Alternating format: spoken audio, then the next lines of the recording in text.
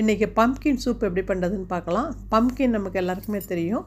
இது வந்து vitamin A and C ரொம்ப அதிகமாக இருக்குது. கண்ணுக்கு ரொம்ப நல்லது, பிளட் ப்ரெஷருக்கு ரொம்ப நல்லது, அப்புறம் வந்து வெயிட் மேனேஜ்மெண்ட்டுக்கு ரொம்ப நல்லது. இது வெயிட் அதிகமாக போடுறவங்களுக்கு இது வந்து நல்லா ஃபில்லிங்காகவும் இருக்கும், அதே சமயம் வந்து மேனேஜ் பண்ணும் வெயிட்டுக்கும், அண்ட் டேஸ்டியான சூப்பும் கூட.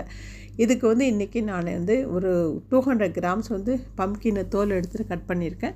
நேராக வந்து பாத்திரத்தில் போட்டு கொதிக்க வச்சு எடுத்தோம்னு நல்லது. குக்கர் யூஸ் பண்ணுறதுக்கு பதிலாக லைட்டாக உப்பு போட்டுட்டு தேவையான அளவுக்கு கொதிச்சதுக்கப்புறம் நம்ம வந்து நல்லா வந்து மசிச்சிக்கணும். இது வந்து மிக்சியில் போட்டாலும் சரி, இல்லை ஹேண்ட் பிளெண்டர் போட்டு மசித்தாலும் சரி.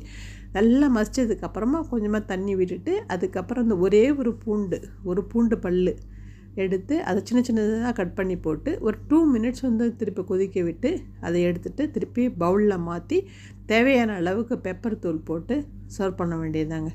இது குடிச்சு பார்த்தீங்கன்னா தேவாமிர்தமாக இருக்கும். நீங்களும் உங்கள் வீட்டில் ஒரே ஒருத்தர் செய்து பார்த்துட்டு டேஸ்ட் எப்படி இருக்குன்னு சொல்லுங்கள். தேங்க்ஸ் ஃபார் வாட்சிங்.